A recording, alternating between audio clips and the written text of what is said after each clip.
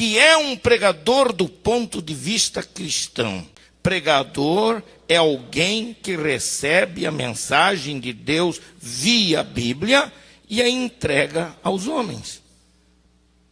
Essa é a definição mais simples e objetiva de um pregador cristão. De um pregador cristão. É aquele que trata com Deus. Pregador é o que trata com Deus os interesses dos homens e com os homens os interesses de Deus. O verdadeiro ministério profético se revela aqui. Essa relação do pregador com Deus e com as pessoas. Em outras palavras, pregador do ponto de vista desse estudo, que eu chamo de pregador bíblico, é aquele que se constitui arauto das verdades inseridas e ensinadas na Bíblia. O que vem de encontro a alguns absurdos que têm acontecido nos últimos tempos. De pregadores que abandonam a Bíblia e vão em busca de subsídios, de livros seculares, de autoajuda e coisas semelhantes, e eles acabam confundindo valores espirituais com valores humanos. Nossa teologia tem se tornado uma teologia horizontalizada, que só se preocupa com o humano, tem se tornado uma teologia muito humanista, e com isto, esses valores, é assim que nasceu, especialmente, as ideias e as teologias dentro do neopentecostalismo. Começou por aí. Doutrina da fé completamente distorcida da verdadeira doutrina da fé na Bíblia. As ideias centradas no homem. As mensagens são muito antropocêntricas, muito voltadas para o homem, o que o homem pode fazer. Você é o bom, você é o tal, a vitória está com você, você que é o bamba, etc. Mais ou menos assim. E os princípios bíblicos nos mostram exatamente diferente.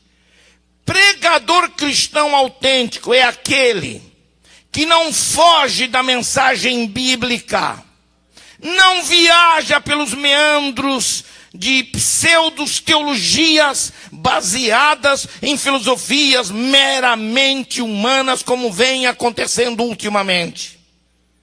Lamentavelmente. Pregador é aquele que submete seus ouvidos e seu coração à palavra de Deus e a transmite com fidelidade. Eu conheço um grupo de pregadores assim hoje, conheço um grupo que agora está se desfazendo, que entrou por um caminho de fanatismo, de vaidade, porque eles resolveram passar para o povo a ideia de que eles tinham uma mensagem de Deus de forma direta, então eles criaram situações e experiências.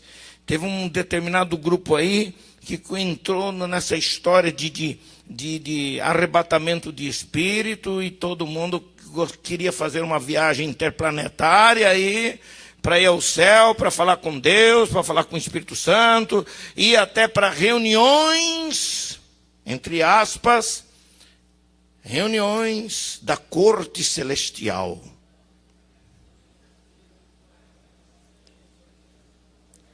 Me desculpem, a burrice era tão grande desses camaradas.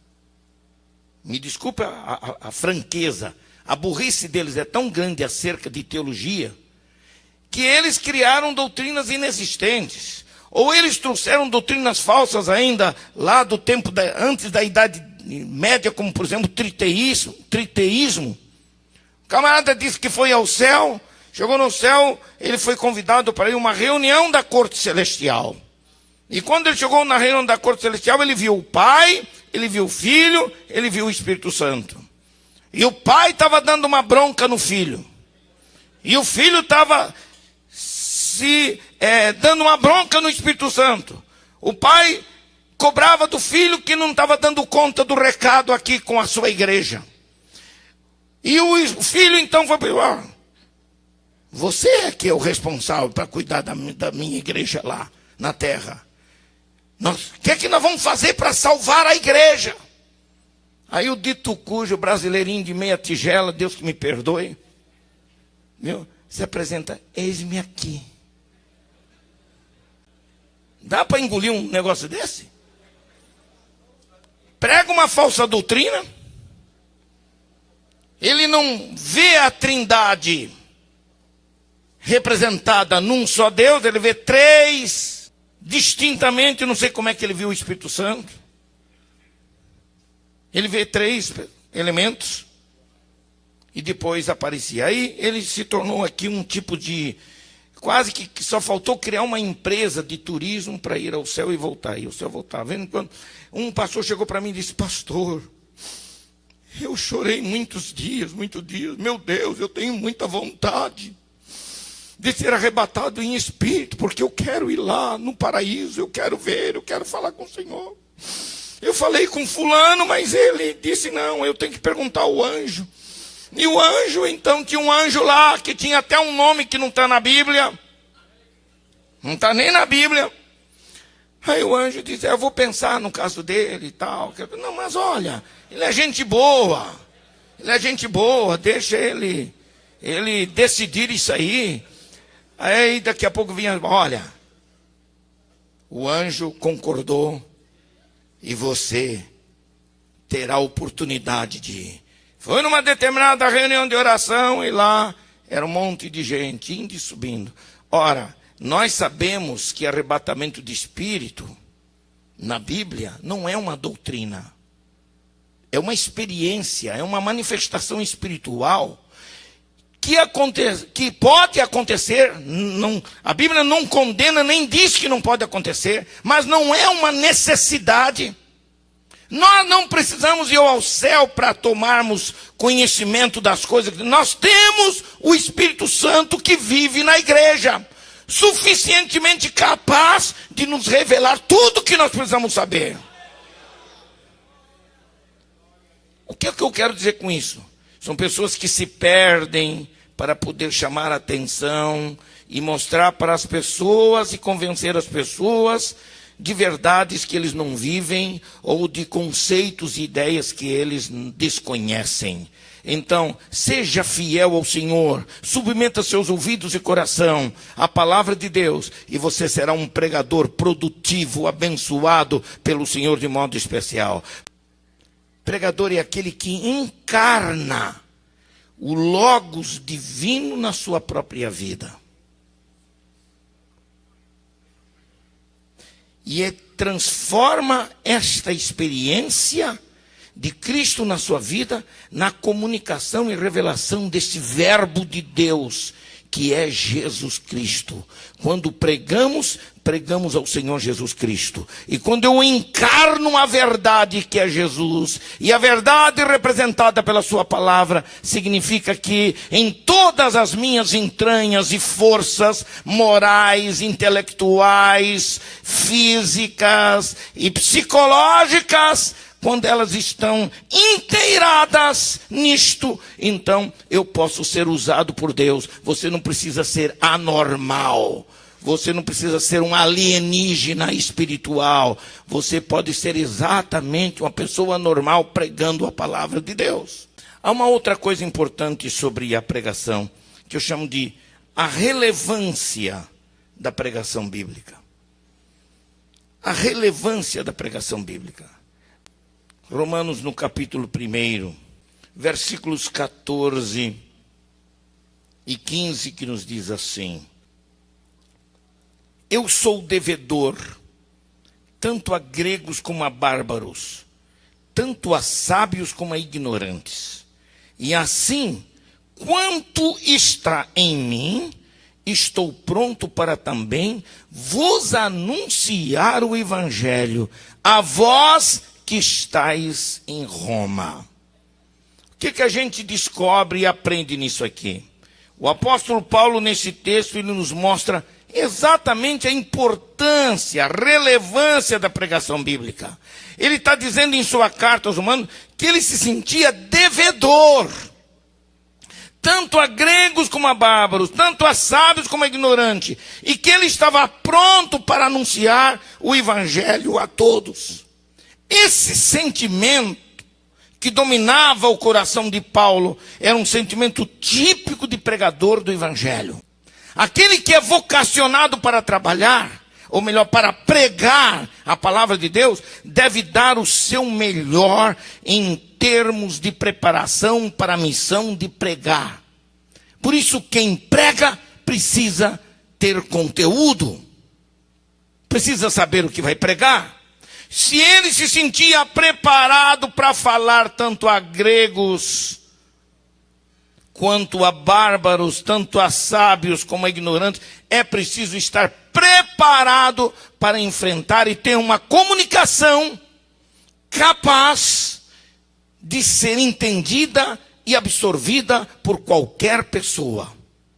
Por qualquer pessoa. O pregador precisa se preparar.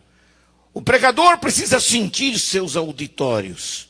Quando eu ensino homilética, eu tenho um livro de homilética, que eu acho que a maioria dos irmãos já conhecem, que é o Pregador Eficaz. Esse livro procura ajudar tecnicamente aos pregadores novos, aos pregadores que querem aprender como preparar um sermão. E a gente sempre mostra nisso aí a importância de que o pregador saiba o que vai falar. Esse pentecostalismo barato e pobre, de pregadores que vêm para o púlpito, que fecham os olhos, esperam que ligue numa tomadinha lá no céu e ele começa a falar, e vai acontecer, faz um grande barulho, mas não diz nada. Pregador, na unção do Espírito, se prepara para pregar. Sabe o que vai falar. Tem domínio das suas emoções na hora de pregar. Não se perde no meio do caminho. Ele tem começo, meio e fim na sua pregação. Agora aquele que pensa que vai receber de Deus e tal, e faz muito barulho, só faz barulho. Porque nunca vai ter nada para dizer. Lembra-se que acima de tudo, o nosso culto é racional. E a nossa preparação também é racional. Significa, eu tenho que estudar, eu tenho que me preparar, eu tenho que pagar o preço. Eu preciso acreditar que pregar a palavra é preciso ter esse mesmo sentimento que dominava o coração do apóstolo São Paulo. A responsabilidade é enorme de quem prega. Requer dessa geração de pregadores de nossos dias o compromisso de manejar. A palavra manejar aparece na língua grega como ortotomeu, que é cortar reto, cortar certinho. Quem maneja como quem usa uma espada de 2 gumes. Quem maneja com a palavra da verdade precisa estar habilitado para manejar. Habilitado para fazer a coisa correta. Vivemos numa época, hoje em dia, em que os absolutos da fé têm sido relegados a um segundo plano. A Bíblia tem se tornado para alguns pregadores apenas em desculpa para mensagens vazias, porque suas ideias geralmente são advindas de filosofias modernas, que influenciam tantos cristãos nos tempos atuais. Colossenses 2,8 diz assim: tende cuidado, para que ninguém vos faça presa sua, por meio de filosofias e vãs sutilezas, segundo a tradição dos homens, segundo os rudimentos do mundo, e não segundo Cristo. Precisamos cuidar com aquilo que pregamos, com aquilo que anunciamos, com o conteúdo que nós temos para podermos comunicar ao povo de Deus, comunicar às pessoas. Esse é o tempo que vivemos, onde a palavra, a verdade é relativizada, A valorização dos sentimentos hoje está maior em detrimento da racionalidade da palavra de Deus. No meio pentecostal, nós sempre estamos lá no limiar entre a emoção e a razão. E quando eu percebo o exagero que se dá às emoções em detrimento da racionalidade da palavra de Deus, eu me assusto. Olha, irmãos, tá difícil de engolir umas coisas por aí, viu? Tá difícil. Um pregador, num determinado lugar aí, chegou e ficou olhando para a mão assim. Meu Deus, meu Deus, meu Deus, o que é que eu estou vendo? O que é que eu estou vendo? A unção está aqui na minha mão, está aqui. Aí olhava para o auditório, para algumas pessoas. Você quer um pouco da minha unção? Aí eu quero. Então venha receber. E vinha aquele monte de gente que se jogava nos pés do pregador. Era o cancã da festa. Era o rei da cocada preta. Quem é que diz que unção é isto aí? Quem é que diz? Outros, um dia fui pregar numa outra igreja. Aí alguém disse para mim assim: o senhor vai ver um homem poderoso. Poderoso. Ele é chamado Canela de Fogo. É o Canela de Fogo. Ah, é? Aí apareceu o camarada, veio lá. Sim, com uma carinha de humildezinho. Paz do Senhor, para os irmãos. Graças a Deus estou aqui.